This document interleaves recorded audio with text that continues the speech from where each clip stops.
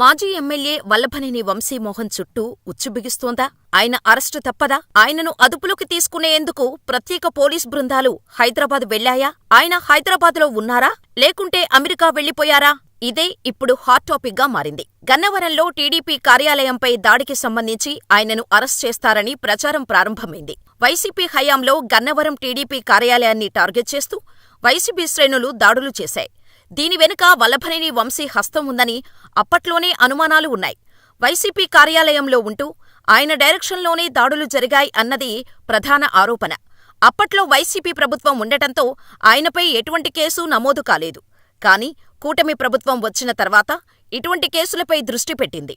అందులో భాగంగానే టీడీపీ కార్యాలయంపై దాడికి సంబంధించి పెద్ద ఎత్తున వైసీపీ శ్రేణులపై కేసు నమోదు చేసింది. ఈ కేసులో A73గా వంశీమోహన్ ఉన్నారు.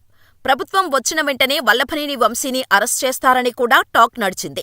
అయితే ఎటువంటి అరెస్టు లేకపోవడంతో టీడీపీ శ్రేణుల్లో కూడా ఒక రకమైన అసంతృప్తి ఉండేది.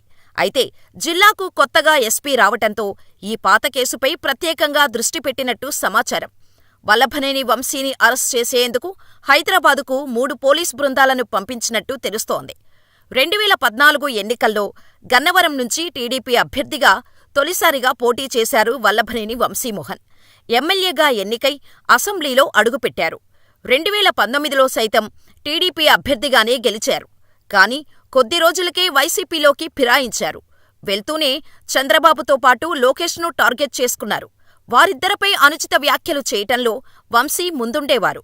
ఒకానొక దశలో చంద్రబాబు సతీమణిపై అనుచిత వ్యాఖ్యలు చేసి వివాదాస్పదుడిగా మారారు. టీడీపీ శ్రేణులకు వ్యక్తిగతంగా టార్గెట్ అయ్యారు. కానీ అప్పట్లో అధికార పార్టీలో ఉండటంతో దూకుడుగా ముందుకు సాగారు వంశీ. ఈ ఎన్నికల్లో ఎలాగైనా వల్లభనేని వంశీని ఓడించాలని చంద్రబాబు వ్యూహం పన్నారు. వైసీపీ నుంచి యార్లగడ్డ వెంకట్రావును పిలిపించి టీడీపీ టికెట్ కేటాయించారు. అష్టదిగ్బంధం చేయటంతో వల్లభనేని వంశీకి ఓటమి తప్పలేదు. ఏపీలో ఒక సైతం టీడీపీ కూటమి అధికారంలోకి రావటంతో ఇబ్బందులు ప్రారంభమయ్యాయి. ఓటమి తర్వాత కనీసం గన్నవరంలో వంశీ అడుగు పెట్టలేదు. విజయవాడలో ఉన్నా బయట ప్రపంచానికి రాలేదు. ఆయన అమెరికా వెళ్లిపోతారని ప్రచారం జరిగింది. ప్రస్తుతం హైదరాబాదులో ఉన్నట్టు సమాచారం అందటంతో పాత కేసులో అరెస్ట్ చేసేందుకు పోలీసు బృందాలు వెళ్లినట్టు తెలుస్తోంది. వల్లభనేని వంశీ అమెరికా వెళ్లిపోతారని ప్రచారం జరుగుతున్న నేపథ్యంలోనే కూటమి ప్రభుత్వం పట్టు బిగించినట్టు సమాచారం. ఎన్నికల పోలింగ్ తర్వాత కూడా ఆయన అమెరికా వెళ్లిపోయారు. ఇక తిరిగిరారని ప్రచారం జరిగింది. కానీ కౌంటింగ్ ముందు గన్నవరం నియోజకవర్గానికి చేరుకున్నారు. అయితే కౌంటింగ్ తర్వాత కొడాలి నానితో కలిసి బయటకు వెళ్లిపోయారు. అప్పటినుంచి అజ్ఞాతంలోనే గడిపారు. అసలు ఆయన హైదరాబాదులో ఉన్నారా? లేకుంటే అమెరికా వెళ్లిపోయారా?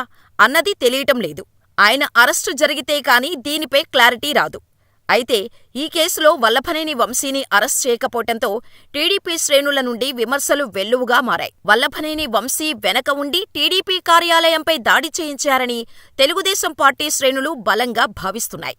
వల్లభనేని వంశీ గత 4 ఏళ్లుగా పార్టీ శ్రేణులను వేధించారని, నియోజకవర్గంలో యువగళం పాదయాత్ర సందర్భంగా అక్రమ కేసులు పెట్టించడాన్ని కూడా టీడీపీ శ్రేణులు తీవ్రంగా భావిస్తున్నాయి.